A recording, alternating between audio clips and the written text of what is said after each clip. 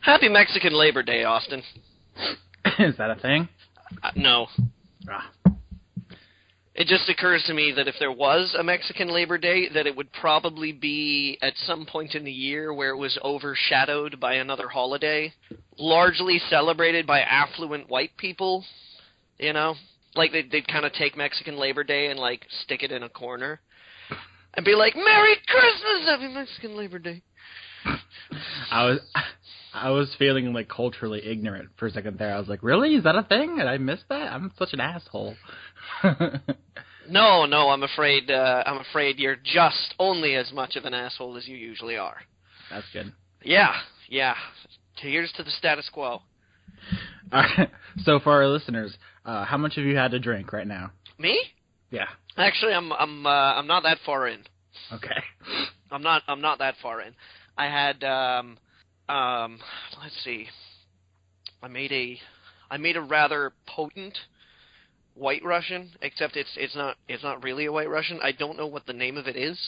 It's like a White Russian, insofar as that I put 2 ounces of vodka in it, and then I put 2 ounces of Kahlua in it, and then I put a little bit of Bailey's in it, and then I put 2 shots of espresso in it, and then I drowned it in chocolate milk. So, it's not really white, but brown Russian sounds like something you should probably leave in the bedroom. Don't look that up on Urban Dictionary. What did you do last night? Well, last night I gave my girlfriend a brown Russian, and then I made one for myself. Yeah, that's not something that you want to Google either. Now I really want to Google brown Russian and see what comes out, but I know I'm not going to be pleased with the results. No, that's it's not late enough for that. No, it's definitely not the BT podcast prime time. It's not after hours yet. But I'm working on. I don't know. I guess this will somewhere be like around my 4th drink. Because I mean, people who don't, I don't know, maybe who listen to the podcast but don't like troll the comment section or like, poke around in the underbelly of the Blistered Thumbs community may not know, but we had last week when we did our podcast, we threw around the ideas whether or not you guys would listen to a Christmas week podcast, because some people are busy, some people have things to do, some of you are preoccupied planning your holiday-themed murder sprees. So maybe you don't have time to sit around and listen to 2 ignorant mouthy fucks on the internet, but particularly in the YouTube comments, there was a stirring request that we do this week sauced. So yeah, I'm drinking now. You're doing your part. I'm going for it. I'm giving the people what they want. Although It's not as though I'm like, oh my god, this is going to be so funny, I'm going to get like super drunk on the internet and talk about things. Because I got to tell you something.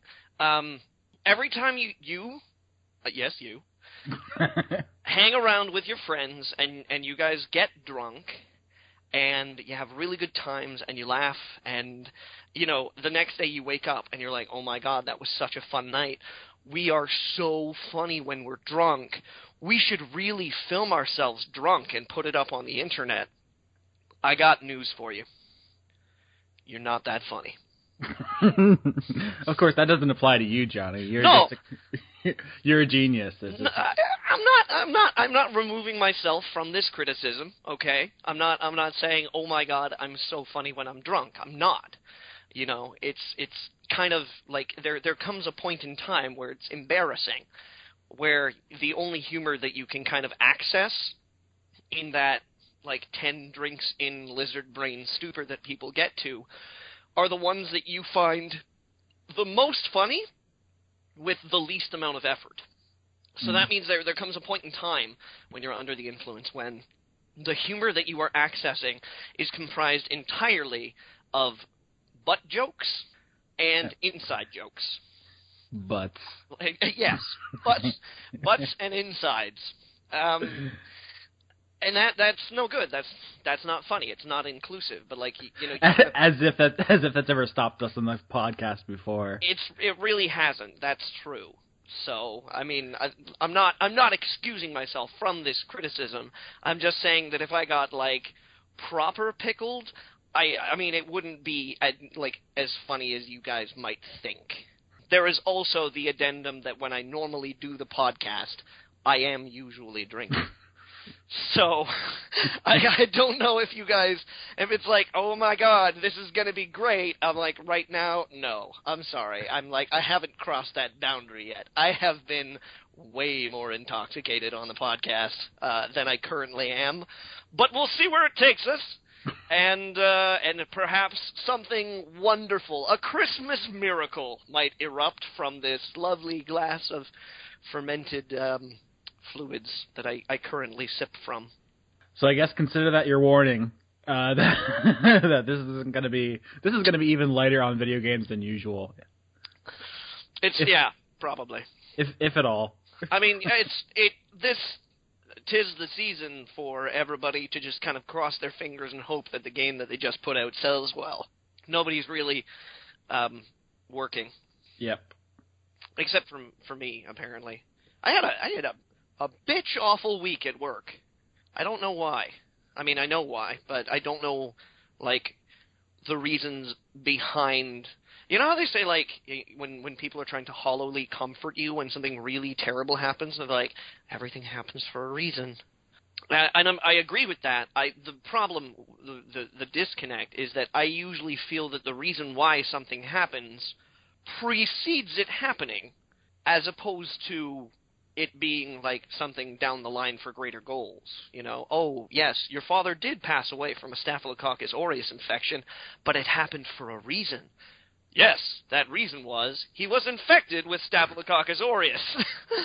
This wasn't some, like, gutsy chess move that somebody made. I was like, well, if he catches Staphylococcus aureus in 3 years' time, AIDS will be gone. Oh my gosh. This got super dark really quick. Well, I'm sorry. I'm digging into some of my own experience here because when my father passed away, I mean, and I'm understandably so. People get awkward when tragedy happens in life and they don't quite know what to say to you, right? And everybody tries to comfort you as best they can, and some people are great at it, and some people are just awful. But yeah, and I got that a lot, where it was like, everything happens for a reason. So at work this week, I recognized that there were reasons why I had a horrible week, that being the people who are responsible for my workload decided to be douches about it. I just don't know why they decided to be douches about it at this particular time. The problem there is, like, what do you say in that situation, like, besides, like, trite sayings? Like, you just like, well, the empty void awaits us all. Like, don't worry, pal. You're going to join them someday. I don't know. Yeah, it's... Sometimes you kind of just gotta say, like, meaningless shit because that's all you have. Yeah, and that was fine. Like, I could kind of, like, I could see that. I mean, there was this, there's this gut reaction, this knee-jerk reaction where you're like, that's the stupidest fucking thing I've ever, but then you kind of catch yourself because maybe you're not operating, like, 100% efficiency here, and then you're like, wait, they're trying to be nice, they just don't know how to do it. So I let it pass. The worst consolations ever are when people make it about themselves. Mm. That is like, because I mean, there's a fine line between demonstrating to somebody that you know how they feel and that you've been in a similar circumstance, and being like, oh my God, this amazing tragedy happened to me a couple of years ago. Let me tell you all about the death of my pet goat. Poor Goaty. I know. Goaty was a good one. He was one of the few goats that really just... He was there for people. To bring this to a lighter note, do you know about the fainting goats? Yeah! They're adorable. They are kind of adorable, but I mean, I wouldn't want to have one. Why not? That'd be the best. I mean, it'd be a great party trick, but then, like... the rest of the week, you'd have to be dealing with this goat that just, like, every time you open the door, he just fucking planks and falls over. He'd be like, oh my God! You think you get, like, used to the sound of the door? Well, I'm not sure. Maybe I would, I'd go to the Society for Prevention of Cruelty to Fainting Goats, the CFG. Apparently that's a genetic mutation that humans can inherit. I don't even know what to say to that. You can, I guess, theoretically, somehow obtain the gene that when you're frightened, all your muscles seize up and you just... Through lateral DNA exchange? Remember what happened last time we tried this, Johnny? I know. Somebody corrected me and was like, oh. And they suggested that you and I might be inside one another. Which they have no way of disproving. It's true. So, therefore, it must be true. And when I say must be true, I mean probably not at all. Although I wouldn't be surprised that this whole podcast thing turns out to be a weird fight club in the end, and, like, you and I have somehow imagined each other. Simultaneously into being, that, like, neither one of us exists. We're just a collective hallucination that the internet has created.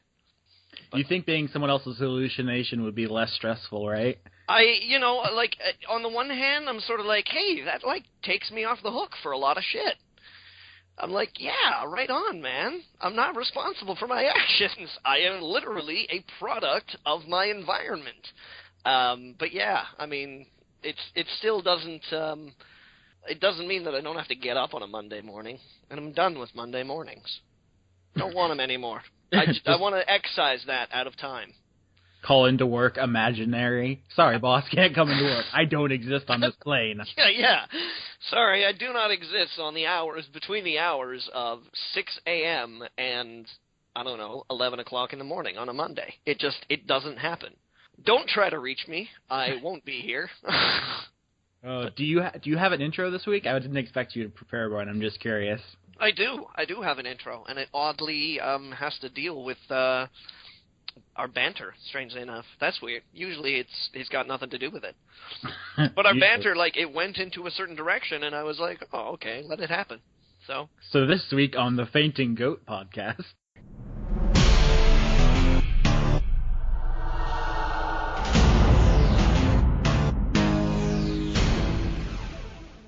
Ladies and gentlemen, boys and girls, welcome to a very special holiday episode of Grief and Cheese. Yes, Grief and Cheese, the weekly podcast where I, your host, Johnny Maloney, and my co-host, Austin Yorsky, attempt to guide you through the tricky minefield of confronting and overcoming your grief, while simultaneously pairing that grief with appropriate cheeses to really bring out the flavor and zest of your particular type of sadness. Today, we're going to be focusing on the grief of downsizing and what cheeses you should think about consuming while undergoing the mind-shattering, emotion-rending experience of confronting your own redundancy.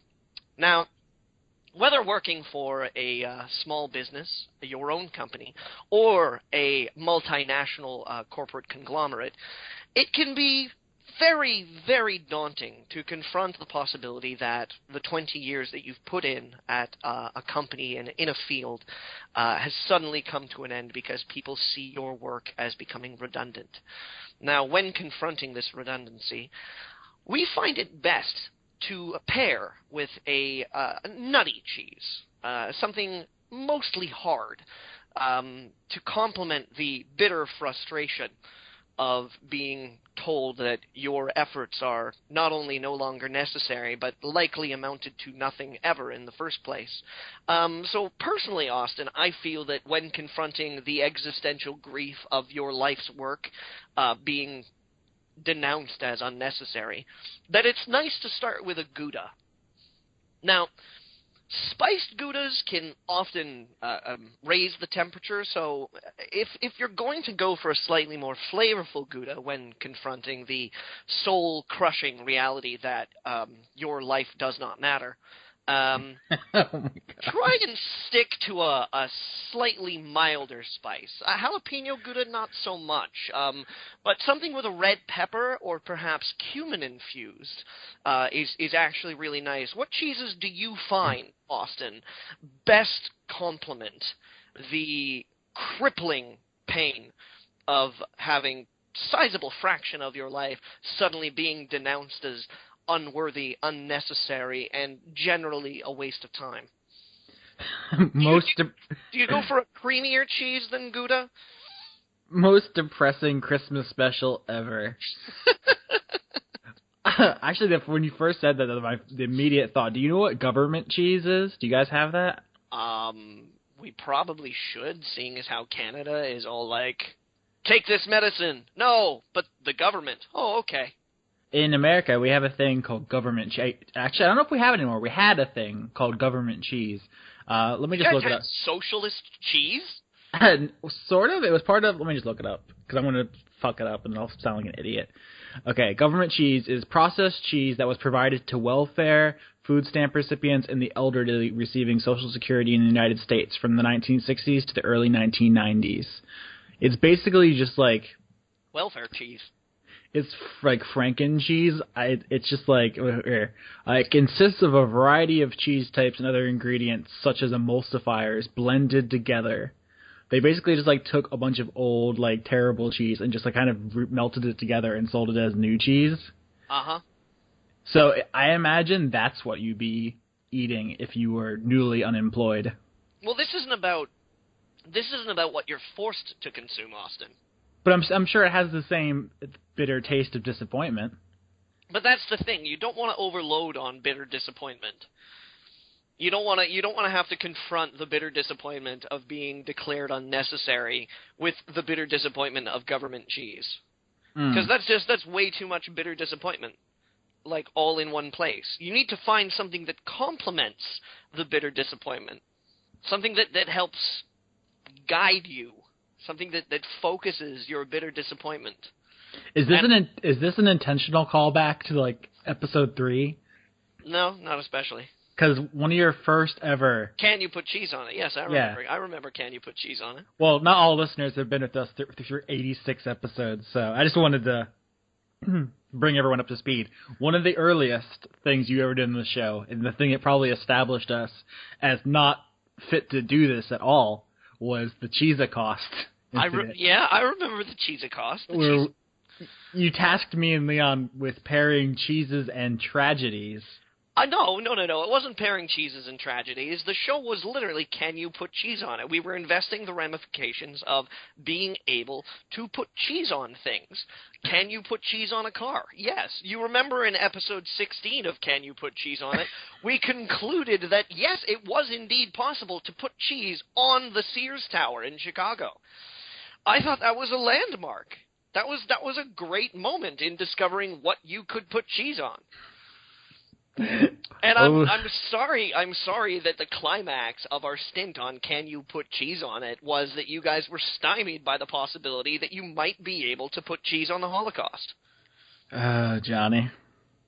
It's times like this and I realize how just terrible human beings we are. What? Because I'm attempting to help people get through some of the most difficult times in their life by suggesting that perhaps they think about finding the right kind of cheese to go with their tragedy? You know what? There are probably more beneficial services we could offer our audience. Yeah, but cheese. Good point. Yeah. Thank you. So, this isn't going to be a very video game heavy episode if you didn't notice. Johnny? Yeah. Guess what I did today? I'll give you a hint. I didn't play video games. No. So just cross that one off your list. Did you go Christmas shopping? I did not. I don't Christmas shop. I haven't really. I have a no presents policy, at least as far as I can enforce it. A no. Oh, okay. All right. Sorry. For a second there, I thought you said no presents policy. No one is allowed to be in my presence. You embargo people from being around at Christmas.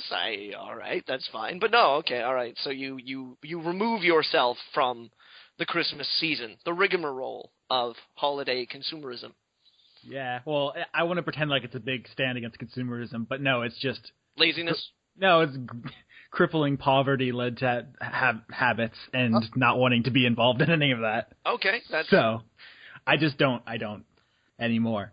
But what were we talking about? What did I do today? Yeah. I saw a movie. I'm narrowing it down for you. Okay, all right. New movie or an old movie? Relatively new. I think it came out this year. Okay, all right. So was it Man of Steel? It was not Man of Steel, no. Okay, all right, it wasn't Man of Steel. Was it Only God Forgives? It was. Ah. How are you? Was that just random, or is there any? Well, no, you were directing it particularly at me. My first stab was just like Man of Steel was kind of like, okay, like Austin went and saw a movie that released this year. That was one of the big ones, and it was one of the ones that people like to talk about because it either, pissed them off like crazy or they loved it. And then I was like, okay, it wasn't Man of Steel. It's probably something having to do with me specifically. Because you made a very, very, very directed point of being like, Johnny, guess what I did today? So I'm like, okay, that probably has to do with me. And then I was like, let's see, what polarizing movies did I see this year that, Only God Forgives? Yeah. We've discussed Nicholas Winding Refn before, and actually our former co-host, Leon Thomas, did an episode on his new show, Renegade Cut. I call it his new show. He's been doing it for like a year and a half. But yeah. It's new to me, my heart. It's like how people are still calling the Xbone and PS4 next-gen consoles. It's like, no. They are current-gen consoles. It takes a while to break the habit. I still sometimes get the urge to call the PS Vita the NGP. Do you remember that? Yes, I do. Next-generation portable. But no video games. I saw a film, and I had feelings about it. You said you liked it, right? I did. I liked it very much. I bet it was painful. I bet you were like, fuck. No, I actually, what it made me think is that I'm glad Blistered Thumbs has our dual rating system where you give it like a numerical score and a recommendation because it gives you flexibility. And I was thinking, like, if I had to rate it like as a critic, it'd be like an inverse Deadly Premonition situation. Like I always say, right, high technical scores, but don't watch it. Yeah, like Deadly Premonition is just like a 2 out of 10, but it's like play it, it's so cool. And Only God Forgives is like fuck, it's beautiful and like it's really impressive in a number of ways, but you probably shouldn't watch it. It's not going to entertain you. You will not be entertained by it. Yeah, no, I absolutely agree with you. Insofar as that, like, I would recommend it to some people, but that person would have to be special. The kind of person who probably would have already seen it. Yeah, most likely. Doesn't need to be prompted. Yeah. It's an hour and a half of really moody lighting and occasionally limbs getting chopped off. Absolutely. And there's a lot of, like, I want to see the script. It must be like 8 pages of, like, slow zoom in on Ryan Gosling's hands. The script wouldn't even be that. Like there's, when movie scripts get made, they come in a variety of formats. There's your first draft script that's basically like locations and like lines and things like that, with like bare minimum description of like what happens, and that script is probably only like 4 pages long.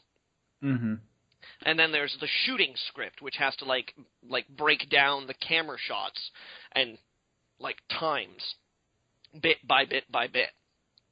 And I wouldn't be surprised if that script was like War and Peace length. It's a really interesting exercise in filmmaking. Actually, another thing that came up, I'm sure your musical theory is much more practiced than mine, but it made me think of, fugues, where you just like, it's just kind of, it's repetition is an important part. Like, it's just like everything's red. It's red. Hands. Like, mutilation. It's like there's only a couple of different things it does, and it does them like several times, but like differently. And that's it's not entertaining, like we said. It's just kind of interesting. I don't know. And there are, there are some. If you feel inclined to dig deep in the movie, there are a lot of really interesting undertones, like religious undertones. One of actually the most compelling, because Leon in Renegade Cut talks very, very deeply about the religious undertones of Only God Forgives. One of the aspects of the movie that really spoke out to me was commentaries on colonialism. Actually, yeah, I noticed it was like just white people in Thailand being dicks. Yeah, like it was this, it was, and this is like one of the interesting things about the mutilation that you see is the type of sword that he uses, like the weapon that he uses. I don't believe I'm mistaken when I say this, but I'm pretty sure that the knife that he uses is actually a farming tool.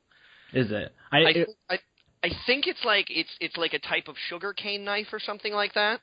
I was like, that's kind of it was kind of like a cross between like a machete and like a wakizashi or something, like a short.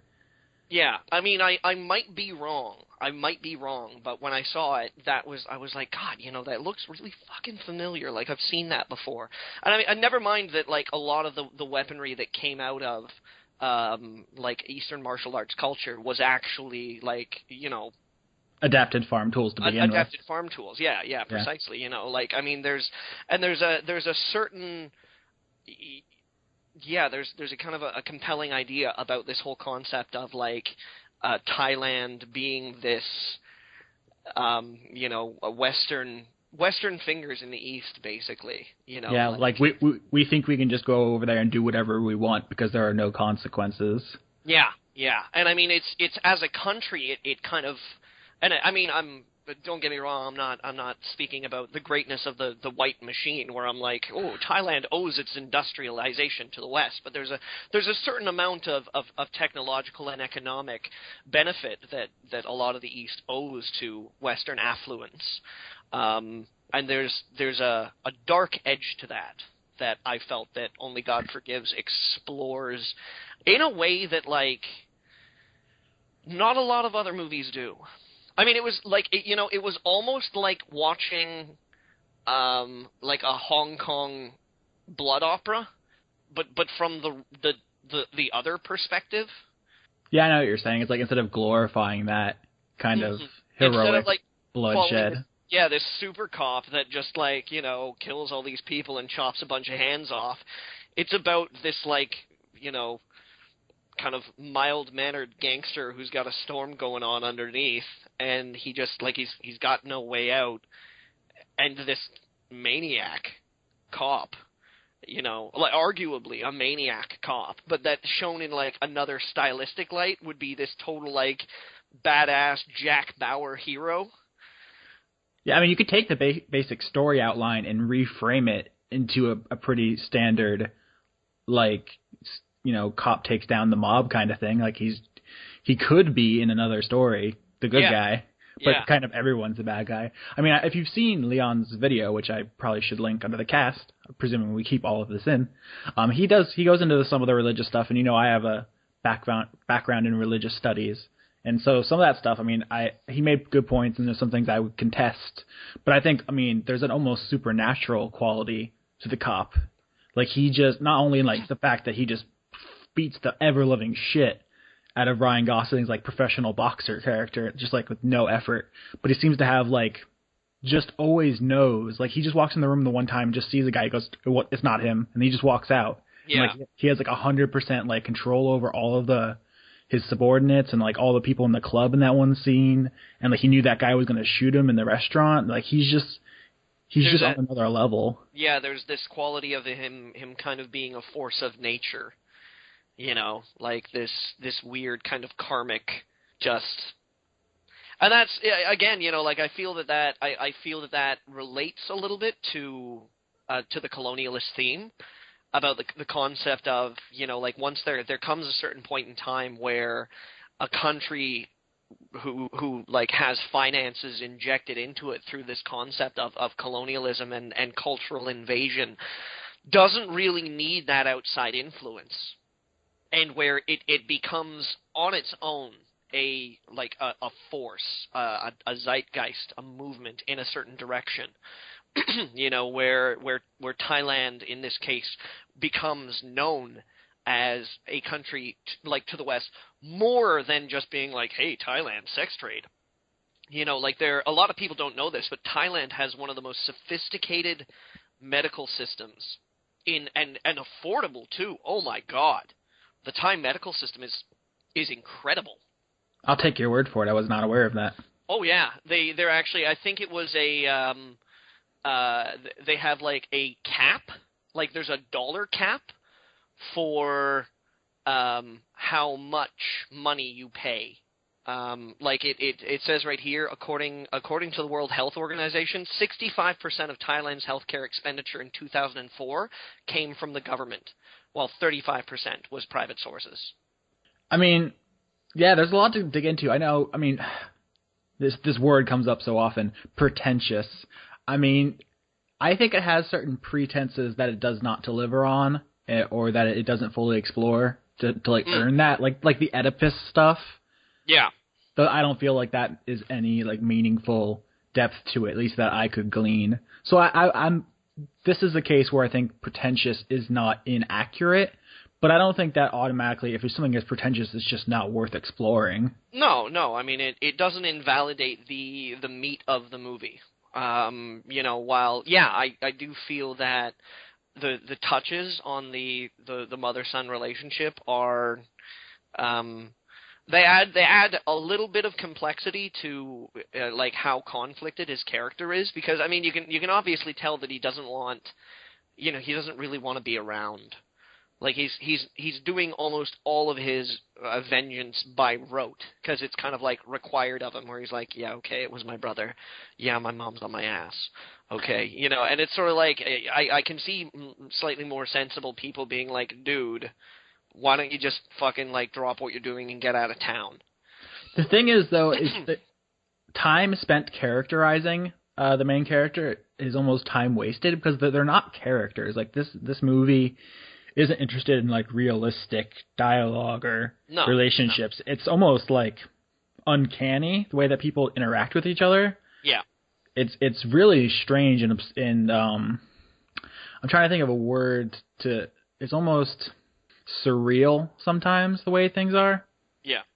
Yeah, I was just thinking about it. It's like you can't judge it by the standards of like kind of a normal A to Z narrative. It's like critiquing like the anatomical accuracy of like a Picasso. It's just no point. Yeah, it's not worth it. It's not. But I mean, as a technical exercise, as a visual exercise, and as a movie that certainly merits like talking. Even if it's like you just say to your friends, holy shit, that movie was excruciatingly long and painful to watch, it's great, like, I mean, it's worth talking about. And I honestly, there are not many movies or not many filmmakers these days that I enjoy at that level as much as the movies as Nicholas Winding Refn does. I mean, I watched this movie a couple of weeks ago, this like French movie called Holy Motors. Mm-hmm. All I have to say about Holy Motors is, holy shit, don't watch it. It's awful. Yeah, because this whole Game of the Year stuff has like been all I've been doing recently. So I played like one game this week. Maybe I'll talk about it. But yeah, I've been watching a lot of movies. Like, have you seen the I believe it's a Norwegian film called Troll Hunter? I know of Troll Hunter. I've heard about it by reputation, but no, I haven't seen it. I watched that recently too. That was pretty good. I was basically told that it's kind of a horror comedy, but it's really understated. Like, the humor is dry and the horror is mostly off-screen and implied. It's effective. I thought it was good. There's a lot of good stuff going on in film that I haven't been paying attention. I've been so focused on video games. If you listen to the show, I bring 3 or 4 completed games every week that I played. But just like run the math on that. I play hundreds of games a year. I would say I don't know how you do it, but I know that basically you do it all day long. At the expense of my sanity. I am aware of that. That is like, yeah, so it's pretty impressive. Speaking of video games, how's your Steam sale going? Great, in the sense I have not spent any money. That's pretty great. I have spent some money. Have you? What'd you get? Just a couple of things. Nothing big. Like today I picked up the Age of Empires 2 HD edition. I set myself a limit where I was like, you know what? Christmas is coming up. Somebody might want to get me a game for Christmas. So all I'm going to do is just pick up like stuff that comes in under $10, where I'm just kind of like, oh, I would like to play that. So, like I picked up, what did I pick up? I grabbed a couple of things. As I said, today I got the HD collection, Age of Empires 2. I grabbed Brothers: A Tale of Two Sons. I picked up at the recommendation of one of our listeners. I picked up Reciteer, an item shop's tale. That seems way too anime for you. I played Analog, A Hate Story, and I bought Analog Plus. I haven't had a chance to play it yet. Story of my life. And of course, even though it wasn't on sale, I pre-ordered Metal Gear Rising: Revengeances, because which was one of our Game of the Years, which I'll talk about in a second. Yeah, absolutely. So that's coming out in January. Of course, I'm not going to get a chance to play that until 2014, until the future. So if you're listening to this, that means our Game of the Year features up. It was quite an ordeal getting all 10 of us to... Even if you're not listening to this, our Game of the Year features up. Go read it. But they're not... I'm hoping that there's some kind of weird psychic connection between the BT podcast and people that don't listen to it. Okay, that would explain a lot of the We are the voice that whispers in the back of your head at night. I would say that explains a lot of the terrible things in the world. They're hearing the whispers of this podcast. Yeah, maybe. All the night terrors, all the main people, all the half-assed hugs where you don't press crotches up against each other. You know what I'm talking about? Like the A-frame hug where you they put their arms around their shoulders and they kind of lean forward as if everybody's pretending they're like London Bridge. Oh, Johnny. But if it's going to be a hug, you press those crotches up, man. Get a little hip rubbing in there. That's a hug. Oh, my goodness. So you picked Saints Row. I did. Although I don't want listeners to think that was a clear and easy choice. Other games that I was considering for Game of the Year was, of course, The Last of Us. That was a really, really big one for me. Mm-hmm. I also thought about Papers, Please. Papers, Please was one that really resonated with me, particularly because it was on paper, it looks like a disaster. Yeah. I can't imagine anybody walking into a room and going, okay, I got this idea for a game. You're a border guard. Wait, stay with me. It gets better. Yeah, it's ballsy, and it would never work outside of the indie scene. Yeah. I also thought about Shadow Warrior. Mm-hmm. For me, this year, because normally, again, regular listeners, people who follow me on Twitter and things like that, know that the types of games that I go in for are usually pretty story intensive, pretty character heavy. I like complex themes. I like being able to hamstring myself in games by making choices where it's like, whoops, you decided to do this. Too bad. Which is why games I march on and on about how important the Witcher games are to me, right? Mm-hmm. But this year, I don't know if it was just me or I wanted something different, but this year was dominated. My gameplay time was dominated by games that were just fun. The games that I remember most were fun. I had a great time with some of the other stuff that came out this year, Tomb Raider was this year, wasn't it? Yeah, Tomb Raider I quite liked this year. I also really liked Amnesia: Machine for Pigs. I really liked I did like Shadowrun Returns. That was really that was what I wanted. It wasn't Game of the Year. It wasn't even in my consideration for Game of the Year. I really liked Gone Home. But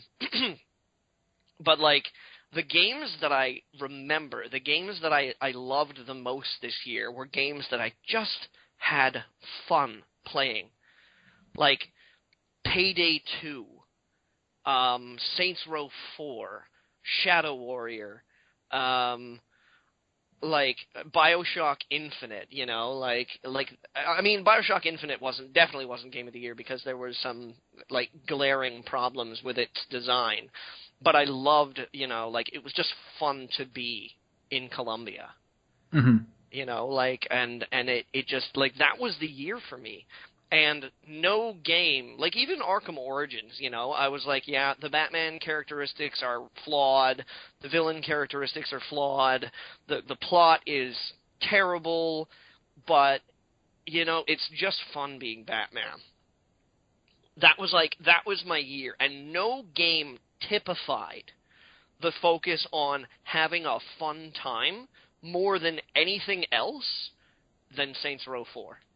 I feel you. I mean, the way that we did it was like everyone picked their favorite, so there was some overlap. I know you said like you were seriously considering The Last of Us, and then Yusuf ended up writing about it. For me, it was like, well, my first number one game obviously is Fire Emblem, and yep. James wanted that, and then I was like, well, second is The Last of Us, and it's like, well, you and Yusuf are already fighting over that, so it's like my third choice is probably like Metal Gear Rising Revengeance, and it's like, oh God, someone grabbed that. Yeah, didn't Robert Grosso grab that? It was Robert H. Robert Heck, right.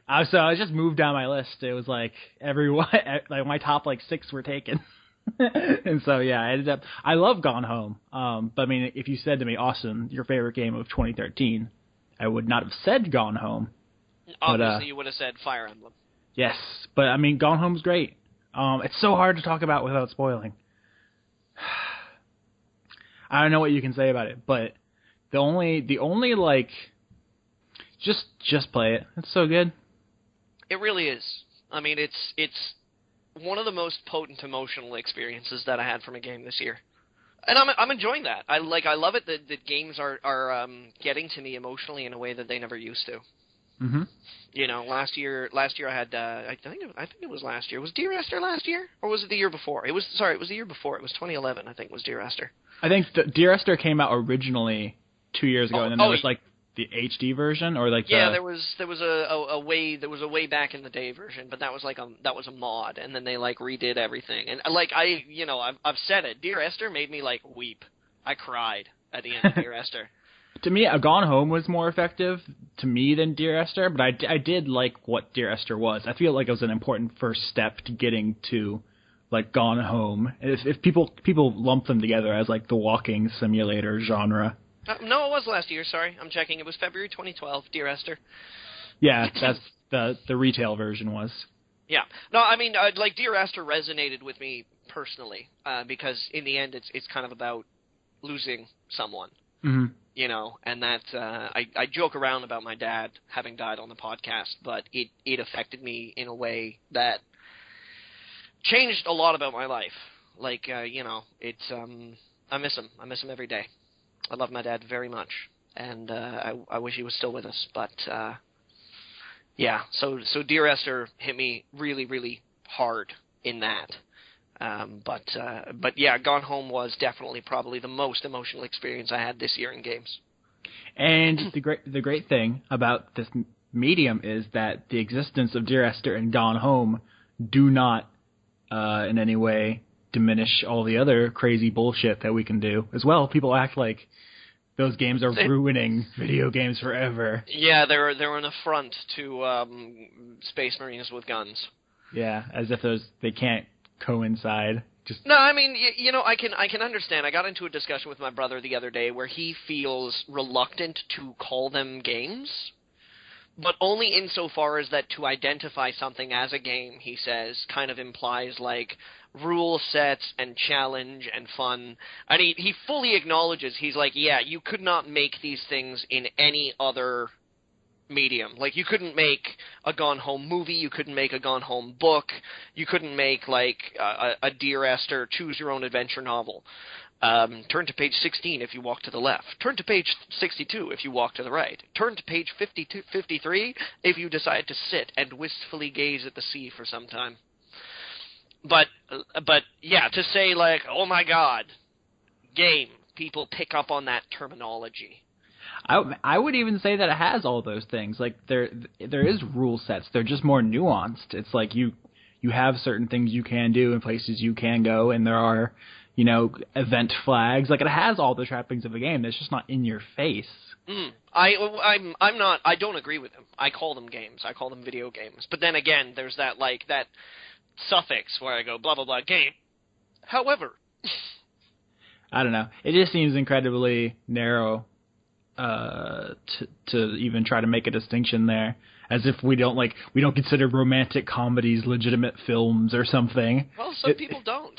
It's so silly. You're free not to. You're free to dislike things, but don't delegitimize them. It just makes you seem petty. Yeah, you've got to admit what's going on here. It's silly. What other? So no. Pardon me. My favorite thing about our Game of the Year roundup is that no one picked Grand Theft Auto 5. I thought that was pretty funny. That was kind of. Although, how many people on the website played it? I don't know. I know Robert and I did. Yusuf. Yeah, Yusuf played it. I don't think Sean did. I think James did. Probably not Gabe. So like half of us probably. Yeah. But it wasn't even brought up. Not a single person. Mm-hmm. I'm so proud of everyone. I'm being like a vindictive little shit. Yeah. But I'm kind of surprised. I mean, I guess the article's only been up for a little while, right? But I was fully prepared for somebody to rage on me for picking Saints Row 4. Really? Yeah, absolutely. I mean, the Saints Row games kind of they get people. They irk people because they're not what they used to be. They're not what I guess people want from them. And that's the thing. That's one of the things that I love about them. That I'm just when you give me a Saints Row game, I drop all expectations. Yeah. I'm not this is gonna be because it's it is the video game equivalent of I don't know, Kids in the Hall. I can see people, if you get really attached to one tone that they went for, if you really liked Saints Row 2 and you wish they would have stuck with that, I can understand you being unsatisfied with the newer ones. Yeah. But I couldn't see being actively upset about it still. It's kind of well, just let that one go. It's that's just not for you anymore. And that's the thing about it is that when Saints Row 4, when I first saw footage from Saints Row 4, my initial reaction was, what the fuck? Which I think is what they were going for. Yeah, absolutely. I had no problems with it. It was exactly I was expecting to not expect anything, and they pretty much followed through on that. They came through. But yeah, I was fully waiting. I was somebody's gonna, let me have it. Which is why, I mean, if you've read my portion of the article, I know you have, Austin. I get a little defensive. I'm just sort of and I even say, I'm it's not the prettiest game. It's not, the most revolutionary. It's not a great plot. I don't even unilaterally tell people it's a great game. I'm not Saints Row 4 is great. I'm just this was the most fucking fun I had playing a video game all year. So fuck off. I'm going to enjoy it. Get stuffed. There's nothing wrong with liking bad games. I just think that you have to keep a realistic mindset about it. That's what it's the thing. Everyone wants to argue that things they like are flawless. I said this before, right? Fire Emblem. If I was reviewing it, would get it a 9. If I was reviewing Last of Us, it would get a 10. But I like Fire Emblem more. That to me, there's no dissonance there. That's just being realistic about shit. It's fine. Yeah. I mean, as long as you can acknowledge that what you like isn't the new Bible. By the way, I got this thing. You're gonna love it. It's the new Bible. Isn't that Mormonism? Game of the Year. Mormonism, Game of the Year, 2013. Did you know you can have wives plural? No, didn't they patch that out? It was a bug in a beta release. Yeah, they discovered that people weren't really that into it, so they decided to they nerfed the multiplayer. Oh my gosh. I have to start referring to polygamy as multiplayer. It's a one-night stand is drop in, drop out. Yeah. Your magic underwear is God mode? Oh, Jesus. This went in a really interesting direction. The thing is, I'm not worried about any Mormons getting up in arms because I'm going to go out on a limb here and say no Mormons listen to this podcast. Merry Christmas, Jesus Christ of the Latter-day Saints. I actually knew a Mormon kid. When I think I went to middle school with him. He was the coolest dude. They are so chill. All I remember about him is that he really liked Pokemon and he refused to say swear words. which is like in middle school, like that was like like everyone was just swearing nonstop because we finally like could, and like it was cool. Yeah. Do you remember the power of first learning to say bad words? I do. And then you just completely inappropriately, like they lost all their punch because you were using them so liberally. Except for one. Uh-oh. There's one word that still makes people, at least in my immediate company, like flinch. Is that cunt? Oh, yeah. Yeah. I don't know if it's colloquial. I don't know if it's just, like, Canadian or, like, something having to do with, like, the people that that I associate with, but they do not like that word. I watch a lot of British television, so it's lost some of the power to me. They use it much more freely than we do. Absolutely they do. And I mean that's the thing. I'm not afraid to use it. I'm not afraid, but it's like I save that one. That one's in my back pocket. It's still a little dangerous, especially because it's pretty heavily gendered. Absolutely, but I mean, you know what? So is dick. I know, but it doesn't have the same, like, I just call people dicks. Like, Johnny, you're a dick. Like, it's not, but, like, if you bust out cunt, like, you're saying something about a person on a deeper level because it ties into... There you go right there. Right? You're like, oh, but calling people a cunt? Oh, blah, blah, blah, blah, blah. I mean, you can call people a cock or a dick or a fucking cock mitten or a cum dumpster or... Well, I was going to say, I would argue that it's because it ties into the way that we as a society treat women. It's seen as a bad thing to be called a cunt, and a dick is kind of not as bad. But I mean, in the interest of equality, in fairness, it should really be, you can be a dick and a cunt. A dick or a cunt. You know, like, if we're gonna treat one with a cavalier attitude, we should treat both with a cavalier attitude. Oh, I agree. We should. I was just trying to bring the reality of the situation here, is we don't take male gendered insults as personally in our society.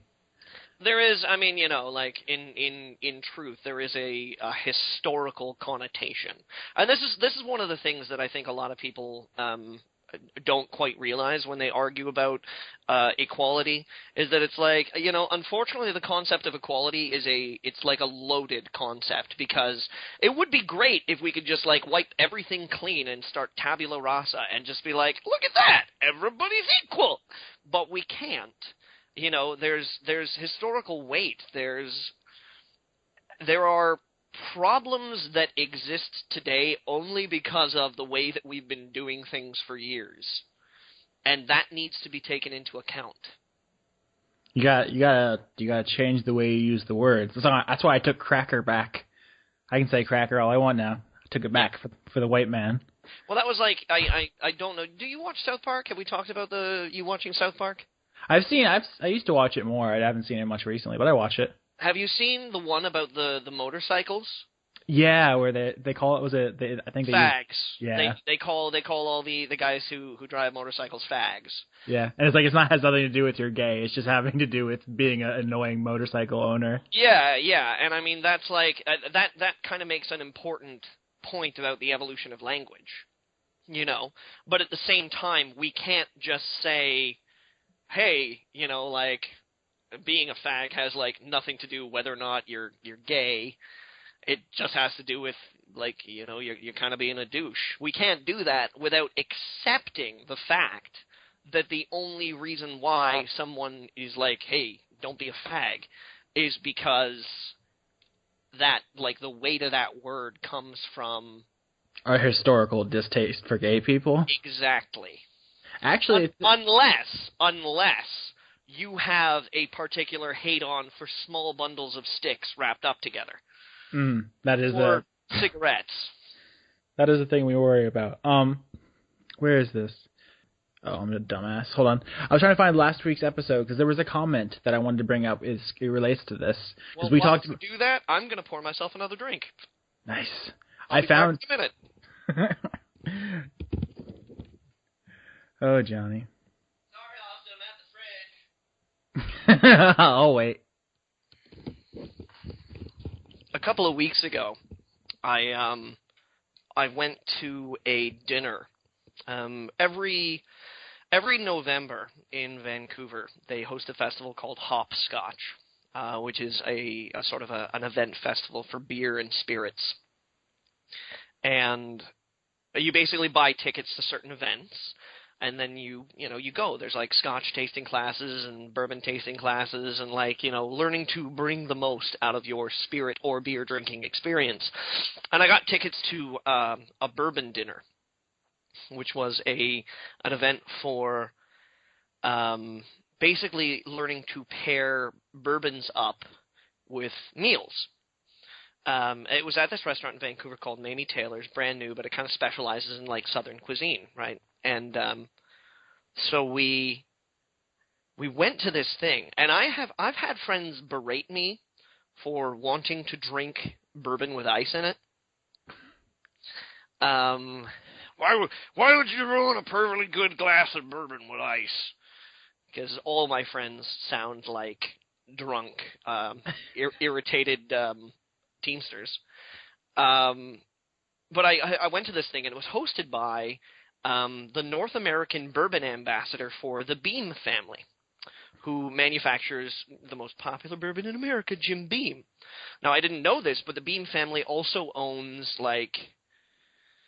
all these other bourbons. They own Booker's, they own Maker's Mark, I think they own Knob Creek. Knob. Knob Creek is my favorite bourbon. That's at least readily available. There's another one called, I think, Colonel E.J. H. Taylor or something like that, but it's super fucking expensive. It's like $100 a bottle. But Knob Creek is my favorite bourbon. And it was we got served these courses of food, and then they had they paired bourbons. And when they got to the small batch bourbon, Maker's Mark and Knob Creek Booker's are small batch bourbons. They have a tendency to come out higher than 40%. Knob Creek, for example, will vary because each batch they make, they focus on, and it's ooh, this one's 48, this one's 50, this one's 43, And the North American ambassador for bourbon for the Beam family was okay, now we're moving into our more powerful bourbon.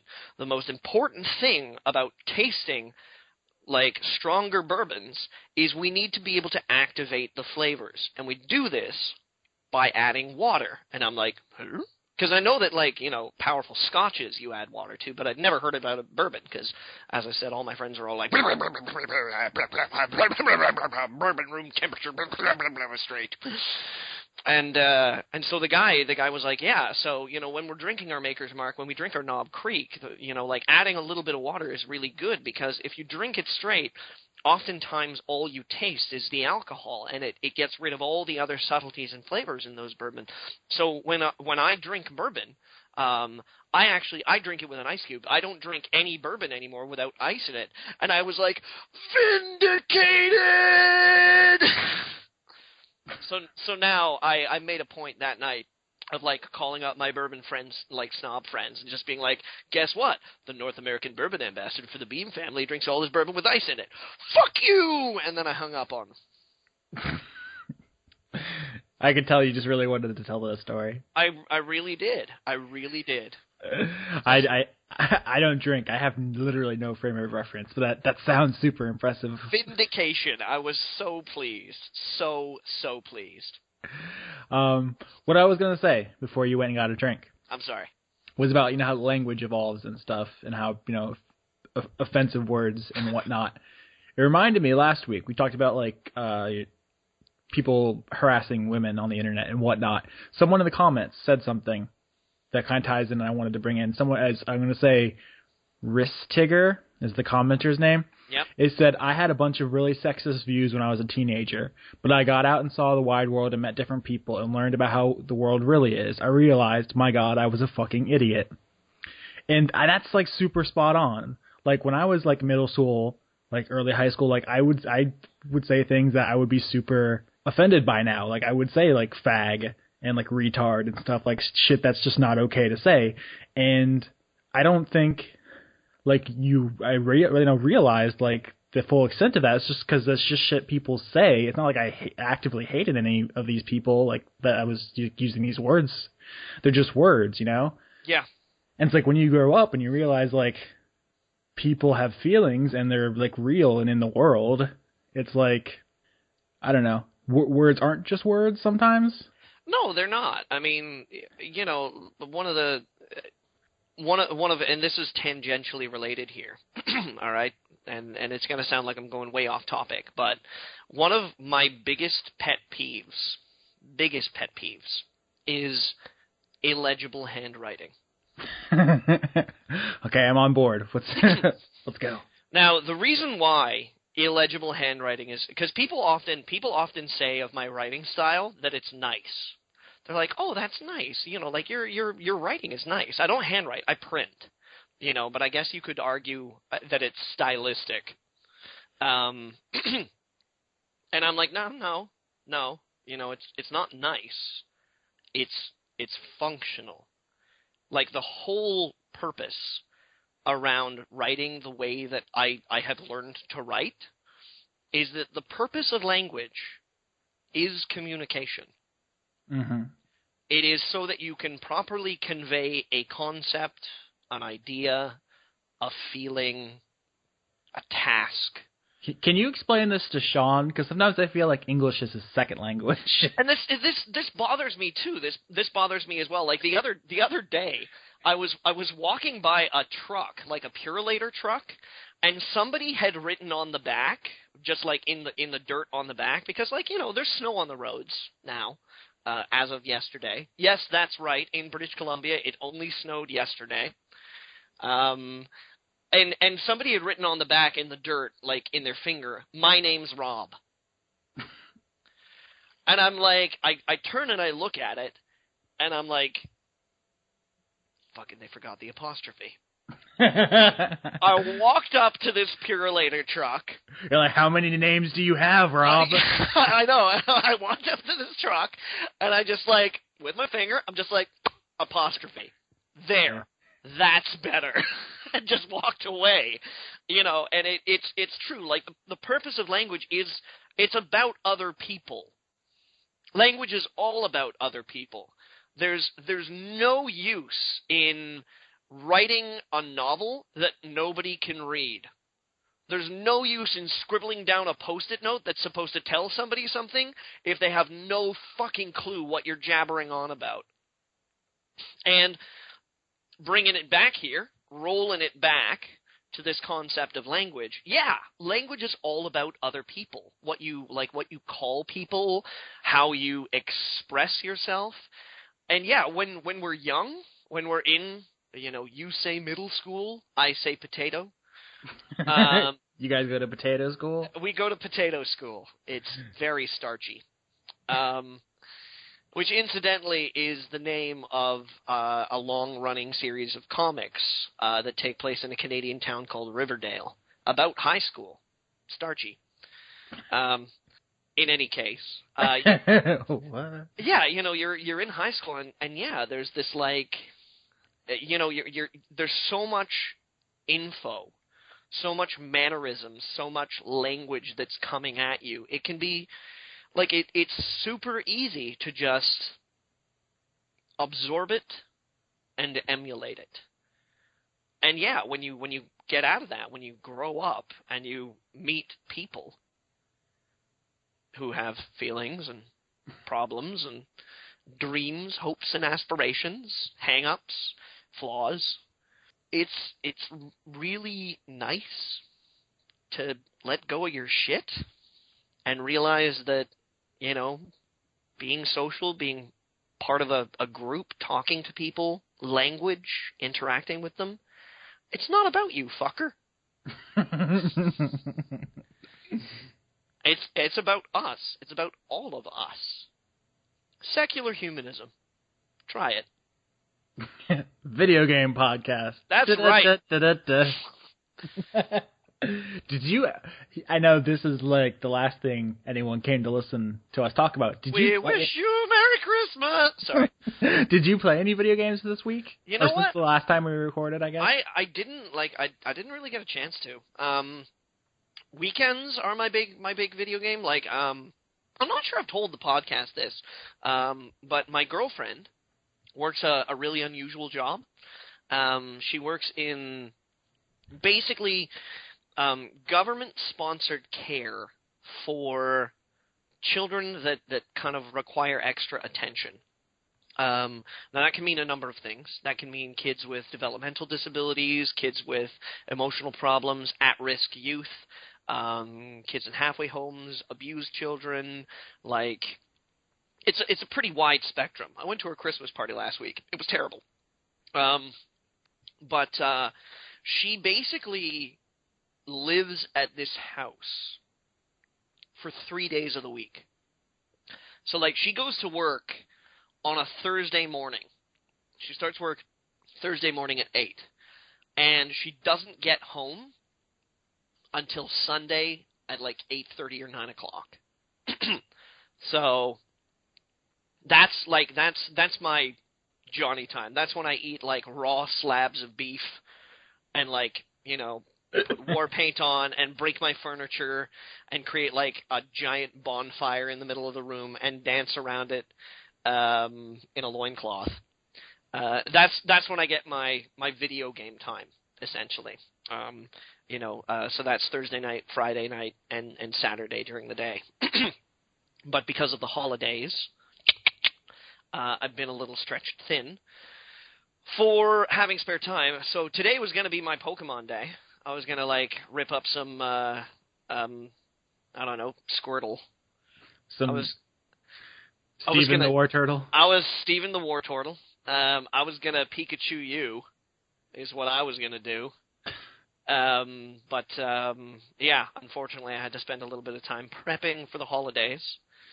And also getting loaded and doing a podcast, of course. I thought you were going to say prepping for the Holocaust. No, Austin. That doesn't come until next year. You know what words we never hear anymore? Mayan calendar. Yeah, fuck those people. I'm so glad that I don't have to listen to anybody jabber on about the fucking Mayan calendar anymore. I mean, I would have looked really stupid if that shit would have happened, but I'm so fucking smug about all those people who get suckered into that shit. Did you hear, what's his name? The guy who predicted the end of the world last year passed away? Yeah. What was his name? I don't know. He's the latest in a long line of douchebags. I'm going to look up End of the World Dude. Oh, look at that! Right at the top. End of the World Dude. Harold Camping. There we go. That was him. Harold Camping passed away. And now he doesn't have to be held responsible for any of the bullshit that he put on people. So, fuck you, Harold Camping. So I was gonna Pokemon today and last night. But last night instead, I got together with my brother and we watched like all of Hannibal because he hasn't seen the first season yet. And I got him like 2 episodes in. He's like, "Holy fuck, this show is good." And we were up till like 4 o'clock in the morning watching Hannibal, which was awesome because it's great. Oh, Johnny. So, no, I mean, you know, like, when we were prepping for the podcast, and you're like, hang on, I'm finishing something, and then you were like, oh, now my girlfriend's doing stuff. This is going to be, like, half an hour. I was like, okay.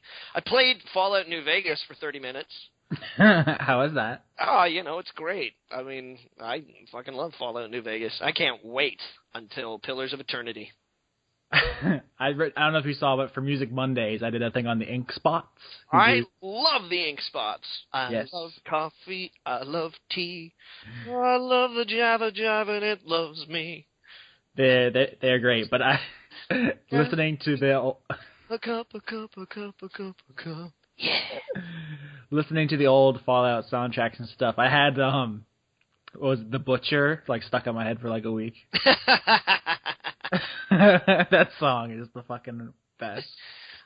Worst. Yeah, you know, and actually, I'm gonna use this. I'm gonna use this Fallout New Vegas saying I'm really excited about Pillars of Eternity to segue into Austin. You're gonna segue into me? No. I'm just segueing into, and then there's a semicolon, which is really bad grammar because that's a complete sentence. But I'm using it so.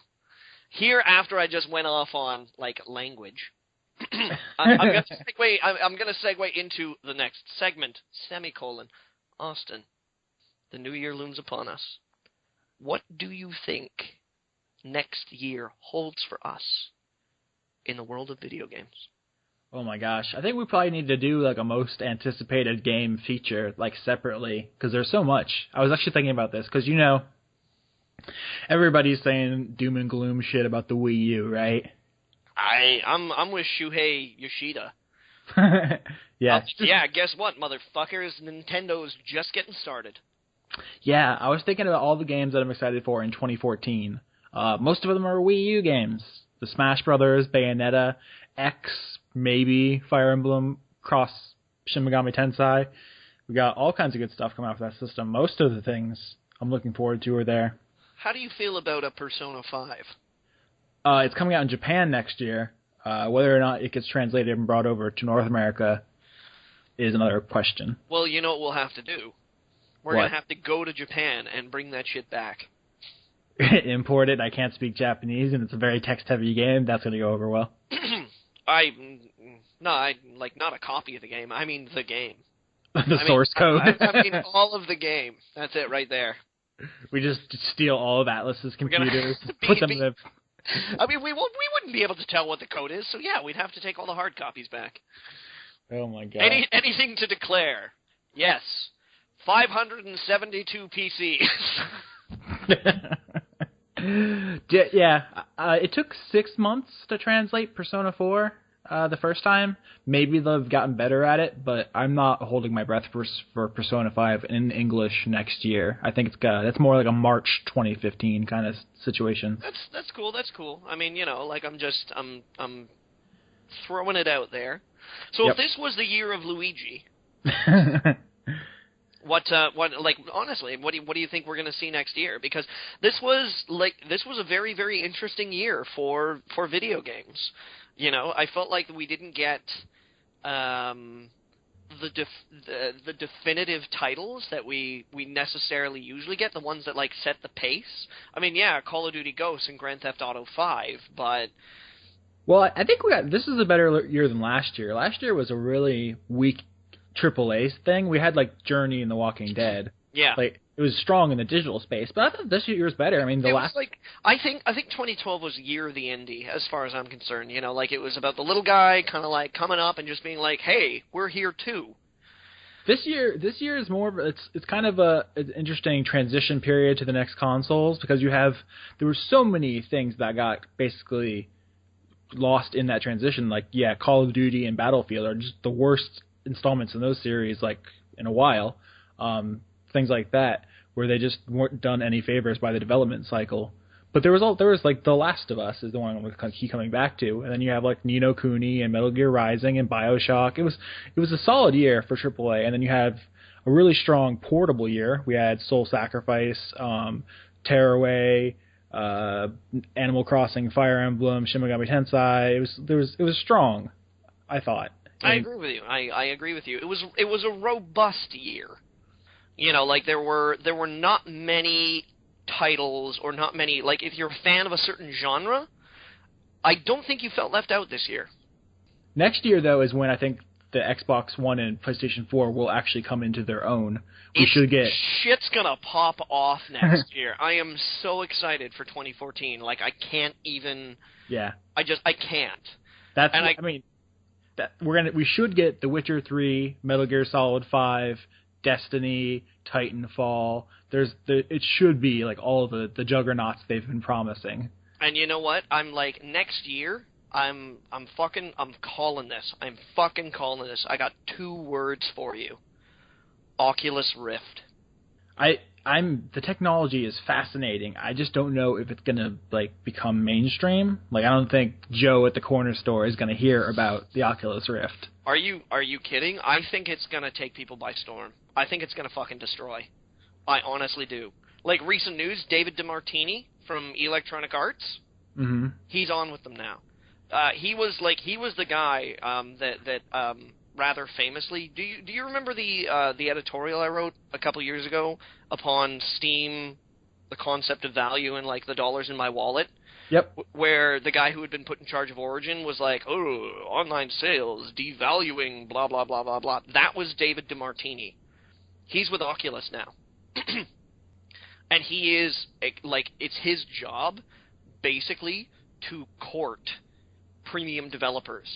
And just be like, look at this technology, look what you can do, you want to support this. I mean, and John Carmack's over there now, too, isn't he? Full time. He left id Software. That's a big move. Like, and they just secured $75 million in Series B funding.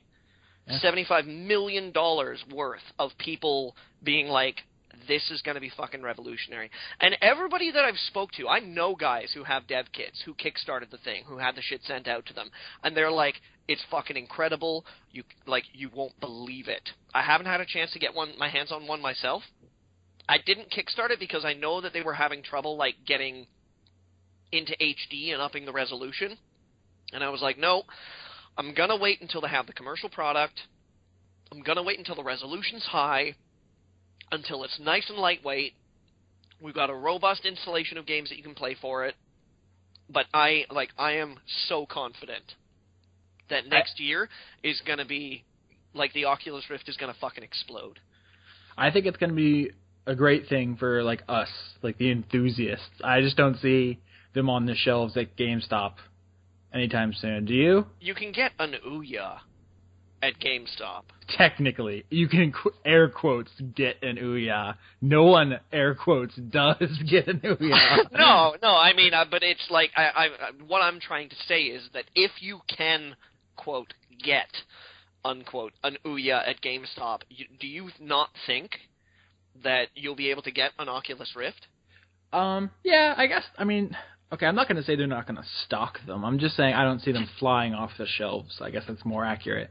I think it's going to take a little while to build up. Like, it's going to be a slow move up to momentum, but I think there's going to come a point in time where it's like, yeah, it's going to own. Because the thing about it is that it's not like, and this is like, you know, very recently PC Gamer put together a super gaming rig called the Large Pixel Collider, right? And it's fucking insane. Like, if you look at the specs on this thing, it's fucking crazy. But they've been showing, like, footage from it, and they've been, like, you know, broadcasting video from it, and, like, taking screenshots from it. And it's like, great, but I mean, you know, you realize that when I watch that YouTube video, I'm only going to see it in the resolution that my computer plays it at, right? Exactly. And I don't have the 3-monitor setup that you guys made for the Large Pixel Collider. So it's like, it's the same as like when you buy a DVD and there's an ad at the beginning of the DVD advertising Blu-ray, and it's like, look at how crisp and clear the images are. And I'm like, I would, but I'm watching a DVD, you fucknut. Yeah, that's the great thing where people are like arguing about the 720 versus 1080p on videos that only could go to 720p or whatever. Yeah. I don't know if you saw the Killzone devs released a trailer that you had to download to watch. It wasn't available on any streaming services because you couldn't get the full effect. It didn't have a high enough bit rate. Yeah, it was not a lot of people bothered because it's like a hassle to do, but it's like there's no other way to show off how good the game looks. I mouth off about how, you know, like, yeah, pixel ratios, blah, blah, blah. I don't think that good graphics are necessary for a good game. It's obvious. I mean, you know, like, Papers, Please was one of my contenders for Game of the Year. I mean, it's hardly a polygon extravaganza. No, they're a tool in the toolbox. Yeah, and when you pride yourself as a company being like, fuck, you won't believe these graphics, I'm like, I better not be able to believe these graphics because you just upped them to me, and son, if they ain't fresh, you are going to get served. Soon, video game graphics are going to look better than real life. More realistic than actual existence. Because there has to be, there has to be a limit to like what the human eye can even fucking perceive. There already is a limit to what the human eye can perceive. I know, but Star Trek: The Next Generation. Geordi LaForge was the future. He's gonna play the video games that we can't even imagine. He'll be like, wow, the infrared is really good, and also the usage of magnetic fields is super tight. You know I don't know Star Trek. That one was for the nerds. Is that the one where William Shatner does the thing? Nah, I've been watching Star Trek: The Next Generation with my girlfriend. It gets her hot and bothered. She probably wouldn't appreciate you saying that on the podcast. Okay. I'm bragging. Is it My lady gets frisky when somebody whips out the tricorder. Oh my lord, this is taking a turn. Oh goodness. Is there anything else? I don't know how much more you want to go on. We've been on here like an hour and a half. It's supposed to be like a short episode. All right, let's briefly. I want to briefly go over titles that we're looking forward to in the next year. Okay. I will start. I'm really looking forward to a lot of the Kickstarted games finally coming out, because we're finally going to start to see the results of that, Kickstarter. What was it that they like to call it? Kickstarter spring, Kickstarter starting, Kickstart. I don't want to give it a cute name. It was when all the Kickstarters happened. It was when all the Kickstarters happened. So we're expecting all the big ones. The big ones are going to be out next year. We're going to see Broken Age. I want to see Broken Age. We're going to see Wasteland 2. God damn it. I played the beta. Fucking love it. Want to see a commercial product. Pillars of Eternity. We're going to see fucking... Numenera? It ties to Numenera, yeah. I think that's going to be next year. We're going to see that. We're even going to see, The Long Dark. I pimped that. That one so hard. God, I want to see that game. Because we talk about, we talked on the podcast before about survival games, And that's that's a survival game. Mighty Number 9, we're going to see. Among the Sleep. Yep. I want that, the Dreamfall conclusion, Shroud of the Avatar, Elite Star Citizen. Oh my God, they have all the money in the world. If they don't deliver, Jesus Christ. God, what else? Dead State, I'm looking forward to. That's a lesser-known one, but it's from ex-Troika developers. It's a top-down, turn-based, kind of like Fallout-styled zombie game from Troika, the guys who did Vampire the Masquerade. Bloodlines, I should clarify. Bloodlines, not the other Vampire the Masquerade. We're going to see Tex Murphy, Carmageddon, the Space Venture from the Space Quest guys, Jane Jensen's new game. This is going to be the year, basically, that tells us whether or not Kickstarter works. Yeah, whether it was all worth it. We've had a couple of success stories so far. We had FTL. We've got Shadowrun Returns. There's a couple of other indie titles that have kind of slipped in and done the thing. But these are the big name titles. This is this will be the proving ground as to whether or not we can see that Kickstarter crowdfunding is actually a serious alternative to publisher power. That having been said, publisher power I'm looking forward to. I really want the South Park game. Oh, yeah. I'm looking forward to The Division, because they did announce that that's coming to PC now. I'll play it. I'm not as hyped as some people. No, I'm looking forward to it, because, they're full of promise, but I believe I've retained the right to be skeptical. I think that's within my rights at this point in time. Mm-hmm. Watch Dogs, I'm getting a little wary about. The fact that they pushed it back might make you worry. It's what was wrong with it? But it's they pushed it back, so hopefully they're going to fix it. I don't know. And that's the thing, is that it's kind of at that point in time, I'm sort of oh, well, it might be okay. Maybe the problems are minor. maybe they just need a little bit more polish. That's cool. But on the other hand, it might be like there's something endemically wrong with the game. That's like there's certainly possible, yeah. It might be rotting away at the root, and they're trying to like find a way to fix it. So that I'm a little worried about. I really want to play Murdered Soul Suspect. Yeah, for those who don't know, that's not exactly a marquee title. It's the Square Enix take on what's that Ghost Detective? Ghost Trick, yeah. Ghost Trick, yeah. And not so much just because I think it's like, a revolutionary or something like that, but I want to see what Kim Swift has, because that's her company. That's it's the same people as Quantum Conundrum. Quantum Conundrum. I was just going to be like, Professor Quadrangle, but yeah, Quantum. Because I want to see Kim Swift succeed. I really want to see, because everything she's done so far I've been a fan of. Quantum Conundrum was good. It wasn't great. It was good.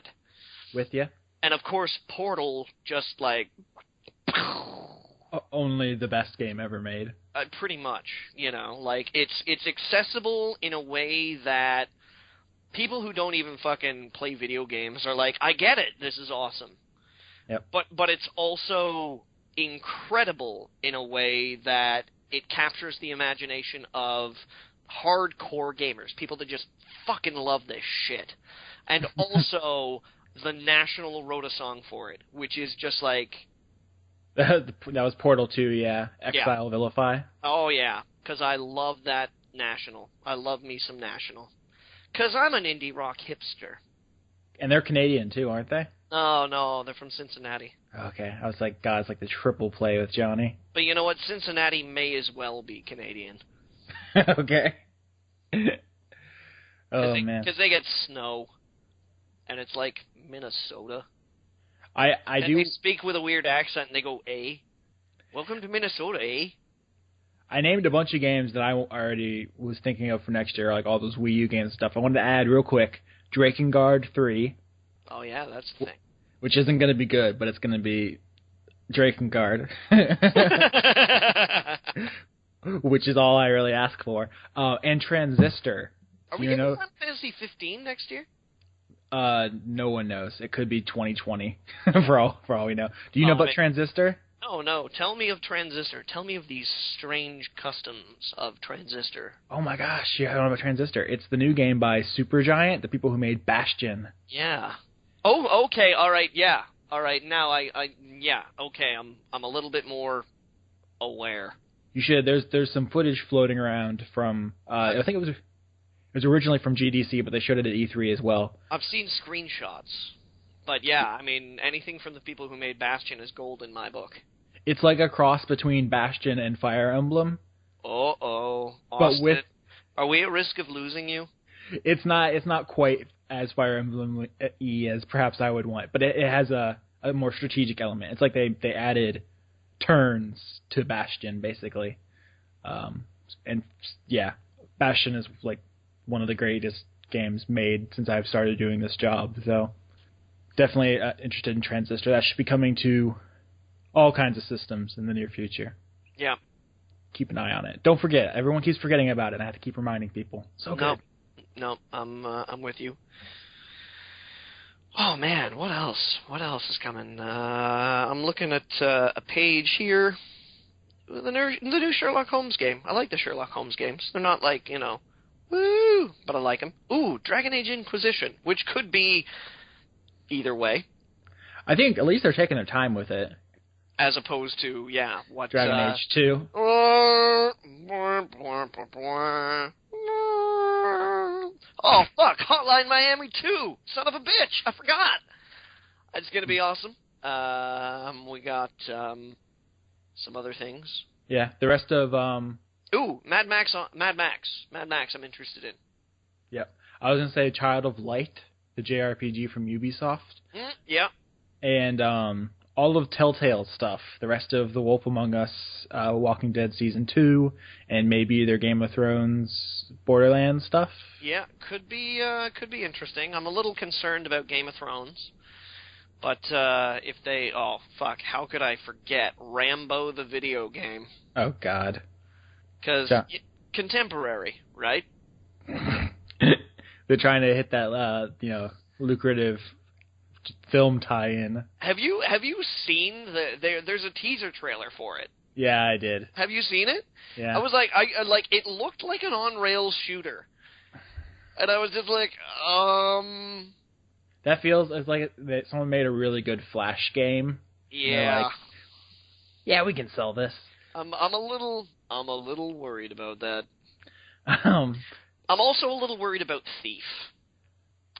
Thief I'm a little worried about because I fucking loved the Thief games, and they replaced the voice actor. Yeah. I've basically come to terms that Thief is going to be next year's Tomb Raider, where it's like the reboot that's okay, but it's like it didn't do anything like outstanding. It's like I played it, I was like that was good, and then I won't think about it anymore. Yeah, I'm a little worried about Thief. I mean, it could be good, but we'll see. So, Austin, I guess that's it for our Christmas-themed Pairing Cheese Up with Grief podcast. Oh, God. What about The Witness, Jonathan Blow's game? Oh, actually, yeah, I am looking forward to that. Which is weird, because I hate Myst. I'm like, I don't know, I'm of two minds. I kind of want to see Jonathan Blow humbled a little bit. But I also, I never want anybody to, outright fail, and, if he's putting a lot of work into it, hopefully it's good, but I wouldn't be devastated if it wasn't the best. No, I don't think I would be either. No, that's cruel. I'm an asshole. Yeah, but I mean, like I said, don't you worry. You're not any more of an asshole than you were before we started this podcast. Oh, I also have to real quick. Let me just pull this up because someone last week I talked about Ace Attorney Apollo Justice. Yeah. And I was halfway through it, and it was it's pretty good. I don't know why people think it's the weakest one. But someone in the comments made a point, and it was in my mind as I was playing, and it slowly became clear that they were very, very right. Let me find it. Because it's, having finished it now, it is the weakest.